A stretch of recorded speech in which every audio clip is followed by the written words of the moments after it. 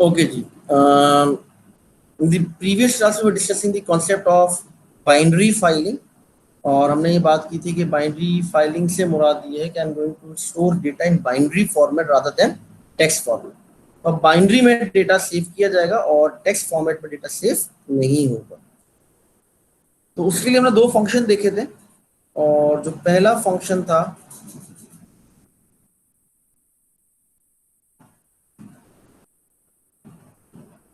वो था मेरे पास रीड का, और ये क्या करता है, ये हम बताएंगे कि हमें मेमोरी की कितनी मेमोरी रीड करनी है फाइल से, साइज बताएंगे, और मेमोरी का वो हिस्सा बताएंगे या वो एड्रेस बताएंगे जहां पर ये डेटा हमें लाके रखना है। ठीक है। और इसी तरह सिमिलरली जो राइट फंक्शन है वो आपसे पूछेगा कि मेमोरी के किस एड्रेस से डेटा उठाना है और कितना उठाना है, और ये डेटा उठा के वो फाइल पर रख देगा। इसी से रिलेटेड फिर हमने एक छोटा सा प्रोग्राम भी बनाया था, और प्रोग्राम भी हमने देखा था कि how this program is working. तो प्रोग्राम में हमने ये देखा था कि ठीक है, हमने पहले एक एरे बनाया था, सिर्फ एक लाइन लिखी थी, पूरा पूरा एरे हमने राइट कर दिया था, और इसी तरह हमने डेटा रीड भी कर लिया था। ठीक है, तो ये हमने बनाया था। तो similarly this is my program, यही वो प्रोग्राम है। तो इसको हम जरा चला के देखते हैं। तो आप देखो कि डेटा आपके पास फाइल पे गया और फिर फाइल से उठ के गया। ठीक है, तो ये डेटा हमने सेंड किया था, फिर हमने इसको यहाँ पे एम्प्टी भी किया है, ये रहा 0, विच मीन्स कि जो डेटा आ रही है कंफर्म है कि ये फाइल से आ रहा है। ठीक है, तो ये प्रोग्राम था, इसको आप लाजमी एक दफा एग्जीक्यूट करके देख लें। ओके, सिमिलरली ऑब्जेक्ट राइट किए थे हमने पूरे पूरे, और हमने कहा था कि जिस तरह से हम नॉर्मली डेटा रीड राइट करते हैं बिल्कुल वैसे हम ऑब्जेक्ट भी राइट कर सकते हैं।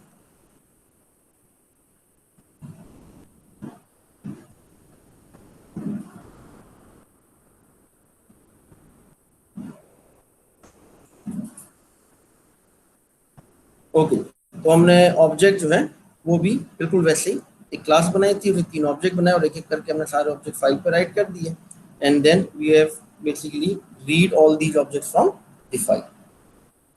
आई होप कि आपको चीजें क्लियर हो। Okay, now we move towards the command line argument. Command line से मुराद क्या? Now I am going to create my own command. अभी तक हम प्रोग्राम बना रहे हैं, और ये प्रोग्राम किस तरह से है कि जब मैं डबल क्लिक करता हूं तो ये प्रोग्राम एग्जीक्यूट हो जाता है। लाइक फॉर एग्जांपल, अगर मैं यहाँ पर आऊँ तो कोई भी एक प्रोग्राम है, जैसे अब ये प्रोग्राम है, उसको मैंने डबल क्लिक किया तो ये प्रोग्राम मेरा जो है एग्जीक्यूट हो गया। ठीक है, और सिमिलरली लाइक फॉर एग्जांपल कोई और एक्सी होगी, मैं डबल क्लिक करूंगा, मेरी फाइल एग्जीक्यूट हो जाएगी। ठीक है, जिस तरह वर्ड पे क्लिक करते हैं वर्ड लॉन्च हो जाता है, पावर पॉइंट पे क्लिक करते हैं पावर पॉइंट लॉन्च हो जाता है। ठीक है, ये है बेसिकली आपकी आइकन बेस्ड एग्जीक्यूशन। आइकन मौजूद है, डबल क्लिक करते हैं और आपके पास प्रोग्राम एग्जीक्यूट हो जाता है। इन आइकन्स के पीछे बेसिकली मौजूद है कमांड। तो हम जब आइकन पे क्लिक करते हैं तो बेसिकली वो कमांड एग्जीक्यूट होती है, और वो कमांड एक इंस्ट्रक्शन देती है हमारी मशीन को, और मशीन उसके अगेंस्ट फिर आपके लिए कोई काम जो है वो परफॉर्म कर देती है। तो ये कमांड अब हम बनाने जा रहे हैं। तो कमांड चलेगी कैसे? कमांड चलेगी कमांड प्रॉम्प्ट से। कमांड प्रॉम्प्ट कैसे मिलेगा? हम सिंपल जाके इस रन में लिखेंगे CMD, तो आपको एक ये देखिए ये कंसोल मिलती है, और ये कंसोल करती है हमारी कमांड प्रॉम्प्ट। और जितनी भी एग्जीक्यूशन होती है ये बेसिकली कमांड प्रॉम्प्ट से ही होती है, और आज तक कमांड प्रॉम्प्ट इसी तरह से मौजूद है। अगर आपने थोड़ा आगे चल के इंशाल्लाह लिनक्स पे आओगे, यूनिक्स पे आओगे, तो यू विल सी कि वहां पर जाके कमांड प्रॉम्प्ट का काम बहुत ज्यादा बढ़ जाता है। विंडोज एक GUI सिस्टम है, और फ्रंट पे हमें GUI शो करती है, लेकिन बैकएंड पे आज भी आपके पास जो कमांड है वो मौजूद। ये तो कमांड लाइन आज भी हमारे पास मौजूद है और बैकएंड पे काम कर रही है। तो बैकएंड पे जितना भी हमारा डेटा है ये सारा के सारा हमारा कमांड पे चलता है। तो अब मैं चाहता हूँ कि I want to create my own file, और उस फाइल को मैं यहाँ से एग्जीक्यूट करूंगा। डबल क्लिक करने पे वो फाइल एग्जीक्यूट नहीं होगी। ठीक है, होप कि आपको ये कॉन्सेप्ट क्लियर होगा। ये कॉन्सेप्ट हमारे पास कमांड लाइन होगा। कैसे होगा? ऐसे I need to change my main को थोड़ा सा अल्टर करना है, और अल्टर ऐसे करना है कि अब मेन के अंदर हमने देना है पैरामीटर। ये हम सबको पता है कि जी मेन एक फंक्शन है just like a normal function, और फंक्शन में आर्गुमेंट भी हो सकता है, तो हमें मेन को आर्ग्यूमेंट पास करना है।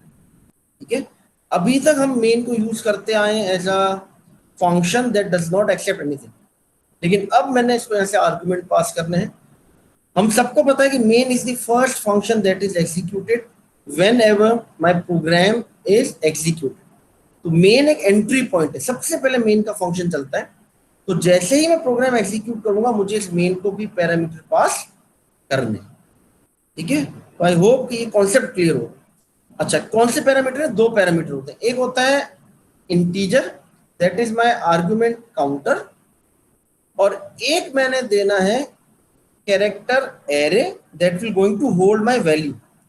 नाम यही रहेंगे। पहला पैरामीटर है integer that is ARGC, which means ARGC means argument, C is for counter. तो आर्गुमेंट काउंटर ये बताएगा रन टाइम पे कितने पैरामीटर आए, और हर पैरामीटर की वैल्यू उसकी कॉरिस्पॉन्डिंग एरे लोकेशन पे मौजूद है। तो हमें एक कैरेक्टर एरे बनाना है, और ARGV that is the argument value, तो वैल्यू हमें यहां से मिल जाएगी। अच्छा, अब एक चीज ध्यान में रखना कि लाइक फॉर एग्जांपल अब मैंने एक प्रोग्राम बनाया, और उस प्रोग्राम में किया ये कि मैं जो भी चीज एंटर करूंगा मेन पे, मेन को, वो मुझे सिंपल प्रिंट करके दिखा देगा। तो देखो मैंने क्या किया, मैंने एक मेन का फंक्शन बनाया, आर्गुमेंट काउंटर और एक आर्गुमेंट वैल्यू उसको पास कर दी। ठीक है, नाम यही रहेंगे, एज इट इज लिखा जाएगा। अब मैंने लिखा कि यू इंटर्ड, और उसके बाद जो भी वैल्यूज मैंने इंटर की होंगी वो मुझे नजर आ जाएगी। तो प्रोग्राम में देखो वही चीज प्रिंट होगी जो मैं रन टाइम पे इसको प्रोवाइड करूंगा। तो आ जाते हैं जरा कमांड लाइन पे। मैंने ये प्रोग्राम बनाया, इस प्रोग्राम को मैंने एक दफा कंपाइल कर लिया और उसको कहाँ सेव किया है, तो वही प्रोग्राम की आउटपुट आ रही है C pro.ex। तो pro.ex इज द नेम। अब मैं आता हूँ कमांड लाइन पे, और जनाब कमांड लाइन पे मैं आ जाता हूँ सी पे, और यहाँ लिखता हूँ pro.exe। ये प्रोग्राम मेरा एग्जीक्यूट हो जाएगा। इस प्रोग्राम को एग्जीक्यूट करता है, ये प्रोग्राम मेरा चल गया, और देखो क्या लिखा हुआ है, यू इंटर्ड, और प्रोग्राम का नाम आ गया। क्यों प्रोग्राम का नाम आया? क्योंकि मैंने कितने आर्गुमेंट दिए? एक ही आर्गुमेंट दिया है। ठीक है, तो अगर मैं यहाँ लिखता like ASB space VFR space GHT for example, अब कितना आर्गुमेंट है? तीन आर्गुमेंट। तो विच मीन्स कमांड लाइन हमारे पास आर्गुमेंट को सेपरेट करता है with the help of space. तो जैसे स्पेस दूंगा वो कहेगा एक आर्गुमेंट पूरा हो गया, आर्गुमेंट काउंटर बढ़ा देगा, अब जो नेक्स्ट वैल्यू आएगी वो एरे की दूसरी लोकेशन डाल देगा। ठीक है, तो इस चीज को अगर हम देखें तो ऑलवेज रिमेंबर कि कमांड लाइन में लाइक मैंने लिखा हेलो वर्ल्ड CPP, तो पहला जो वर्ड है ये पहला आर्गुमेंट है, ये जीरो लोकेशन में मिलेगा दैट इज हेलो। जैसे स्पेस आई अब वैल्यू बढ़ा देगा और वर्ल्ड को डाल देगा इंडेक्स नंबर 1 पे। जैसे स्पेस आया वैल्यू बढ़ा देगा, CPP को डाल देगा आर्गुमेंट नंबर इंडेक्स नंबर 2। ठीक है, तो इस तरह से हमें डेटा मिल जाएगा। तो ऑलवेज रिमेंबर कि जब भी हम कमांड लाइन से कोई एग्जीक्यूशन करते हैं सबसे पहले मैं अपनी फाइल का नाम लिखता हूँ। लाइक मैं लिखूँ लाइक msword.exe। अब ये मेरी एक फाइल है msword.exe। ठीक है, और ये हम बगैर स्पेस के लिखते हैं, आपको पता होगा। तो ये क्या है? ये पहला आर्ग्यूमेंट। तो ऑलवेज रिमेंबर कि जो पहला आर्ग्यूमेंट होगा ये होगा आपका फाइल नेम। ये देखो यहाँ मौजूद। ऑलवेज रिमेंबर, ये कंफर्म है। क्यों कंफर्म है? क्योंकि सबसे पहले मैं कमांड लिखूंगा और उसके बाद मैं डेटा दूंगा। लाइक मैं फॉर एग्जाम्पल कमांड लिखता हूँ फॉर्मेट, तो मैंने लिखा फॉर्मेट स्पेस C। अब ये कमांड है, तो format is the command. Format जो है वो कमांड का नाम है। ये कहाँ मिलेगा? 0 पे। और कौन सी ड्राइव को फॉर्मेट करना वो कहाँ मिलेगा? वो मिलेगा मुझे आर्गुमेंट नंबर 1 पे। स्पेस/s फॉर एग्जाम्पल, ये मैंने एक और आर्गुमेंट दे दिया। तो /s कहाँ मिलेगा? ये मोड है, ये मोड मिलेगा मुझे आर्गुमेंट 2। तो ये चीज ध्यान में रखना कि हमेशा जो फाइल का नाम है, जो कमांड का लाइन नाम है, वो आपको मिलेगा हमेशा वैल्यू आर्गुमेंट नंबर 0। अब मैं चलाता हूँ अपने इसी प्रोग्राम को, मैं लिखता हूँ pro.exe। ये मेरी फाइल का नाम है, स्पेस मैंने कहा माय फर्स्ट कमांड। ये मैंने डेटा दी। अब मैंने डेटा 3 दिया, मैंने कहा माई स्पेस फर्स्ट स्पेस कमांड। अब चलाते हैं तो अब देखो क्या लिखा हुआ है, प्रो एक्सी, इंडेक्स 0 पे था, क्या था मेरा प्रोग्राम का नाम। फिर मैंने कहा माई, ये पहला आर्गुमेंट, फर्स्ट दूसरा आर्गुमेंट, कमांड तीसरा आर्गुमेंट। तो देखो रन टाइम पे मुझे अब डेटा जो है वो मिल गया। तो इसकी मदद से अब मैं अपनी एक कमांड बना सकता हूँ, और मैं चाहता हूँ मैं कमांड बनाऊँ लाइक कॉपी फाइल, और मैं ए बी सी कुछ भी दे दूँ डॉट ई एक्स टी और F C R dot E X T for example. अब ये कमांड बन गई। तो मैं कहा जी कॉपी फाइल मेरी कमांड का नाम है, ये मेरे प्रोग्राम का नाम है, ये वो फाइल है जो कि मुझे रीड करनी है, और ये वो फाइल है जिसकी मैंने कॉपी क्रिएट करनी है। यानी ये वाली फाइल रीड करूंगा और इस नाम से इसकी कॉपी क्रिएट करूंगा। ठीक है, तो इस तरह से मैंने कोई प्रोग्राम बनाना तो मैं प्रोग्राम बना सकता हूँ। एक छोटी सी एग्जाम्पल देखते हैं। और जो एग्जाम्पल में क्या हो रहा है, एग्जाम्पल है मेरे पास प्रिंट की कमांड मैंने एक बनाई है, जिसमें मैं कर ये रहा हूँ कि I have created a file object. ठीक है, मेन में देखो आर्गुमेंट दिए, फाइल ऑब्जेक्ट बनाया, और फाइल ऑब्जेक्ट के बाद मैंने कहा f1 डॉट ओपन। कौन सी फाइल ओपन करे, कोई नाम नहीं दिया। क्यों? क्योंकि ये नाम कहां से दूंगा, ये नाम दूंगा मैं रन टाइम पे।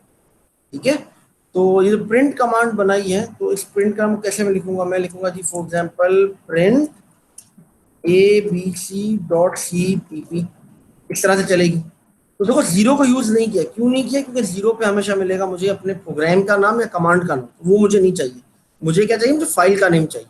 तो यूजर जब भी लिखेगा वो स्पेस देके फाइल का नेम देगा। तो एबीसी फाइल जो भी होगी एबीसी डॉट सीपीपी, ये मेरे पास कमांड लाइन पे अब ओपन हो जाएगी। देखो मैंने क्या किया, नीचे सिंपल एक लूप लगाया, और 100 कैरेक्टर जो है वो मैं अब रीड करता जा रहा हूँ और स्क्रीन पे प्रिंट करता जा रहा हूँ। और जैसे मेरी फाइल कंप्लीट हो जाएगी, हम फाइल का पॉइंटर क्लोज करेंगे और प्रोग्राम बंद होकर बाहर आ जाएगा। तो आप देखेंगे कि आपकी स्क्रीन पे फाइल ओपन हो चुकी है। ठीक है, तो इसको लाजमी एक दफा जरूर चलाना, चला के देखना, इंशाल्लाह कॉन्सेप्ट क्लियर हो जाएगा। तो I want to give parameter at run time, तो मैं रन टाइम पर पैरामीटर दूंगा, जो पैरामीटर दूंगा वो आपका प्रोग्राम उसको एग्जीक्यूट कर देगा। इसी में बेस्ड एक छोटा सा असाइनमेंट आपको दूंगा, जिसमें आपको कॉपी की कमांड बनानी है। कि मैं 2 फाइलें दूंगा, तो वो जो पहला नाम है वो फाइल का नाम है, और जो दूसरा नाम है वो कॉपी का नाम है।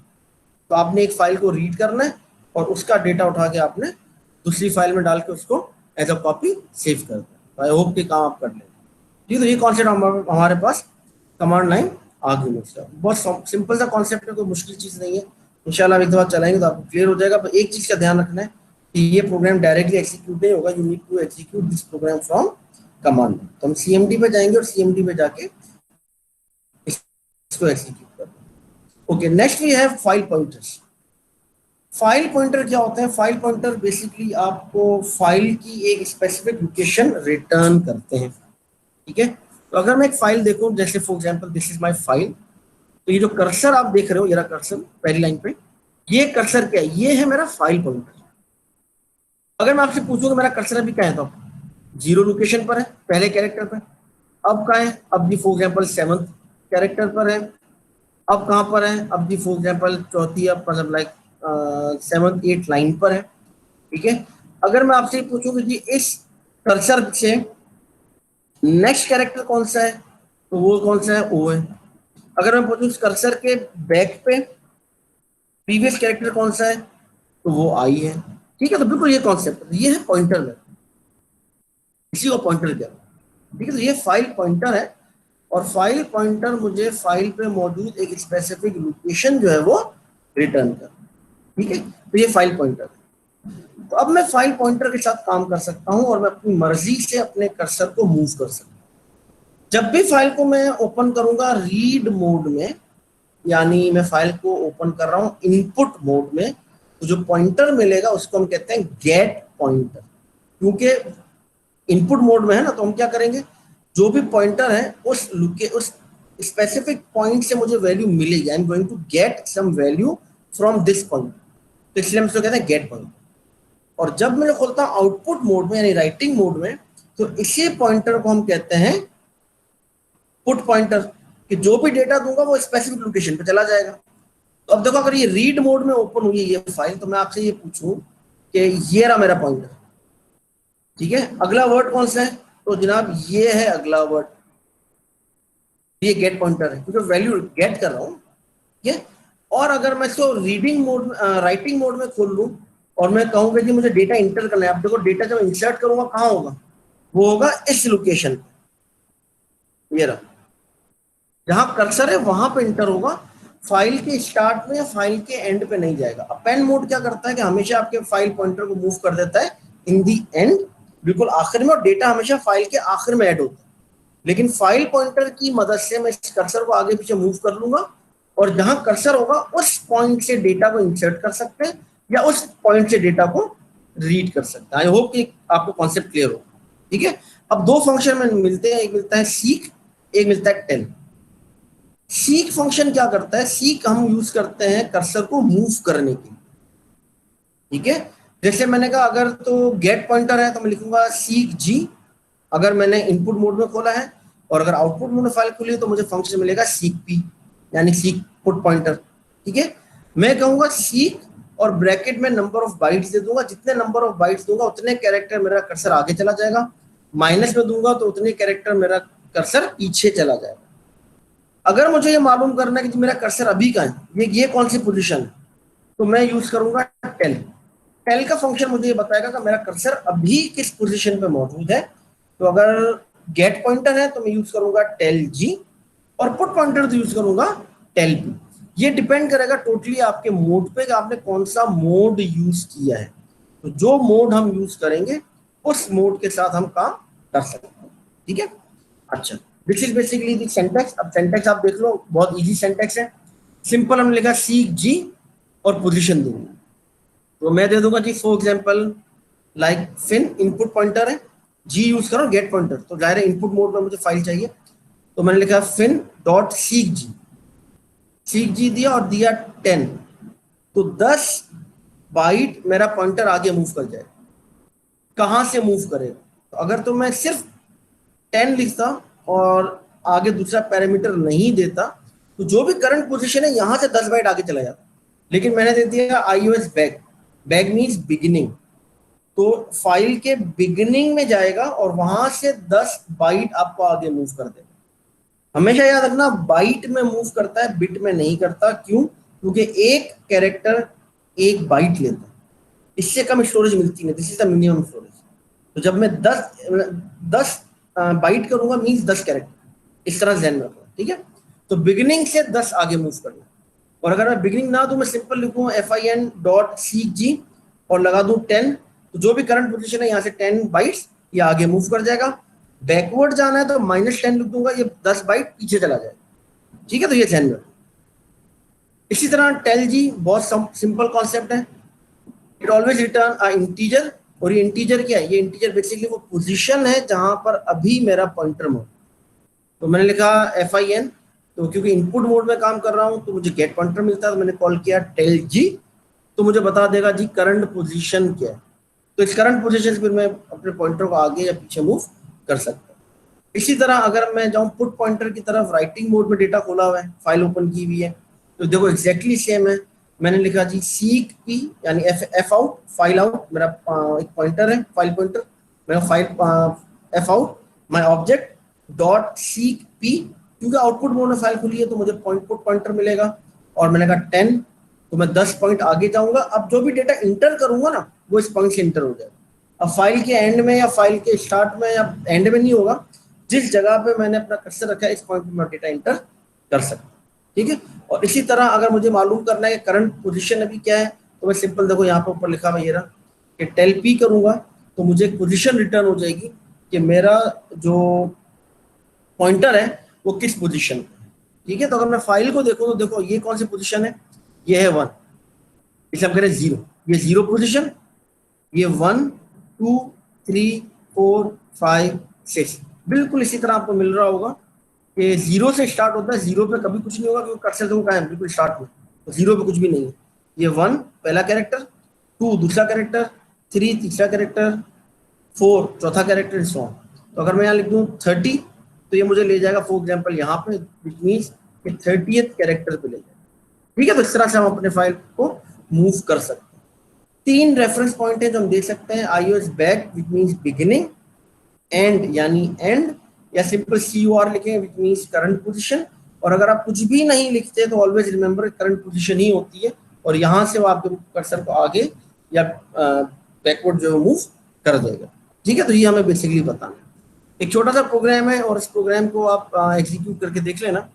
अब देखो यहाँ पे मैंने क्या किया, मैंने लिखा iOS इन, ये है पाई।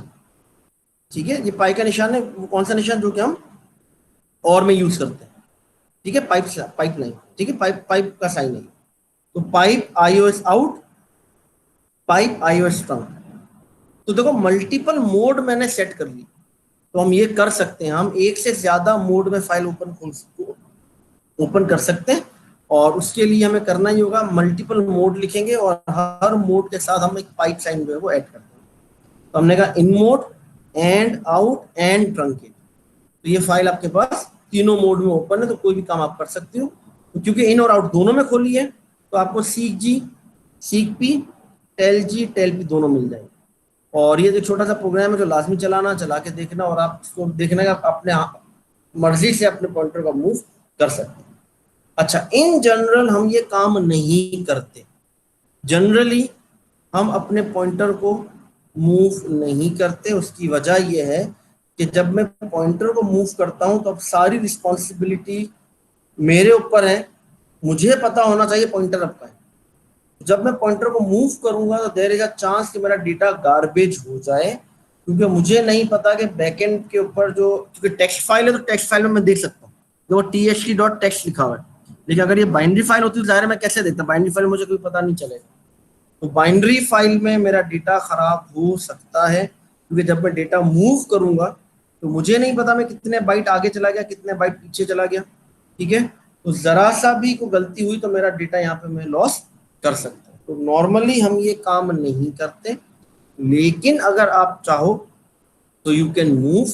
और उसकी एक छोटी सी एग्जांपल है ये, कि जहां पर हमने अपने ऑब्जेक्ट स्टोर किए थे, तो अब मैं जब भी मूव करूंगा तो मैं साइज ऑफ ऑब्जेक्ट से मूव करूंगा, ताकि ये इंश्योर हो कि जब भी मैं अपना कर्सर मूव करूंगा तो एक एक रिकॉर्ड के बाद मूव होगा, वो इन बिटवीन मूव नहीं होगा। ठीक है, तो इसलिए साइज ऑफ यूज किया। अच्छा, ये कोड कर क्या रहा है, ये आपको बता रहा है कि टोटल नंबर ऑफ रिकॉर्ड कितने मौजूद है। तो कैसे किया, हमने लिखा जी फाइल सीक पी, पी भी यूज कर सकते हैं, जी भी यूज कर सकते हैं, क्योंकि मुझे नंबर ऑफ रिकॉर्ड निकालना है। मैंने कहा 0 पे आओ, कहां से, एंड से। तो मेरा कर्सर कहीं भी होगा, सबसे पहले वो फाइल के एंड में जाएगा और एंड से मूव करेगा टूवर्ड्स 0। तो टोटल नंबर ऑफ बाइट्स मुझे मिल जाएंगी, क्योंकि एंड से 0 तक आया हो ना, तो कितने कैरेक्टर या कितने बाइट स्किप किए मुझे मिल जाएंगे। तो फिर मैंने कहा फाइल डॉट टेल पी, तो टेल पी मुझे रिटर्न कर देगा टोटल नंबर ऑफ बाइट्स। ठीक है, तो टोटल नंबर ऑफ बाइट्स मुझे रिटर्न कर देगा, और जब वो रिटर्न कर देगा तो उस टोटल को मैं देखो डिवाइड करते हैं किससे, साइज ऑफ वन ऑब्जेक्ट। तो टोटल नंबर ऑफ ऑब्जेक्ट्स मुझे इजीली मिले। ठीक है, तो this is one of the example, और इस तरह से हम डेटा को यूज कर सकते हैं। तो लाजमी एक दफा चला के देखना, तो इंशाल्लाह आप देखोगे कि आपके कॉन्सेप्ट क्लियर हो जाएगा। इन जनरल हम लोग पॉइंटर से नहीं खेलते। उसकी वजह ये है कि अगर मुझसे गलती हो गई और मैंने अपना पॉइंट लूज कर दिया तो मेरा डेटा फाइल के ऊपर करप्ट हो सकता है, दरमियान से डेटा खराब हो जाएगा, एक रिकॉर्ड दूसरे रिकॉर्ड के अंदर मर्ज हो जाएगा, इस तरह हो सकता है। ठीक है, तो नॉर्मली हम इसलिए इस तरह से नहीं चलते, हम रीड राइट या पुट गेट लाइन ये मेथड यूज करते हैं। लेकिन अगर आप चाहो तो आप पॉइंटर से भी काम कर सकते हैं। ठीक है, अच्छा, एक और चीज जो मैं डिस्कस करना चाह रहा था आपसे वो ये कि हमने लास्ट टाइम देखा था बाइनरी फाइल। अब देखो ये मैंने एक बाइनरी फाइल बनाई है और उसका नाम देखो क्या रखा है, मैंने लिखा है test.mp3। मैंने एक mp3 फाइल बना दी है। ठीक है, इस प्रोग्राम को जरा चलाते हैं, देखते हैं। ये देखो फाइल कंपाइल हो गई। अब जरा जाके देखते हैं कि बैकएंड पे कौन सी फाइल बनी है। ये ठीक है, टाइप पे लिखा हुआ है देखो mp3। तो अभी एक mp3 फाइल है, इसको जरा यहां से एग्जीक्यूट करते हैं, क्या होता है। ये आपका mp3 प्लेयर ऑन हो गया और फिर से एरर दे दिया, तो जाहिर एरर देगा। उसकी वजह ये कि mp3 का कोड थोड़ी लिखा हुआ है। ठीक है, तो वहां पे कोडेक्स मौजूद नहीं है, तो इसलिए आपको एक एरर दे दिया। यूजर को लगेगा कि जी फॉर एग्जांपल ये फाइल नहीं चली, दोबारा डाउनलोड करूंगा, कोई मसला हो गया। ठीक है, इसे बंद कर दिया। लेकिन आप देखो बैकएंड में आपकी फाइल चली, ठीक है। तो अगर मैं यहाँ से इसको देखता हूँ रन करके, जैसे MP3 फाइल, ये रहा देखो MP3, लेकिन ये फाइल आपकी काम कर रही है, ये देखो, ठीक है। तो यूजर को ऐसा लग रहा है कि इट्स एन MP3 फाइल, लेकिन बैकएंड में मेरा कोड काम कर रहा है, ये रहा देखो, test.mp3 पे राइट किया और फिर उसी test.mp3 को रीड किया। क्यों? क्योंकि ये बाइनरी फाइल है, मेरे ही प्रोग्राम ने क्रिएट की है, मेरे प्रोग्राम को पता है कि यहाँ पे क्या हो रहा है, ठीक है। तो इस तरह से भी हम काम कर सकते हैं।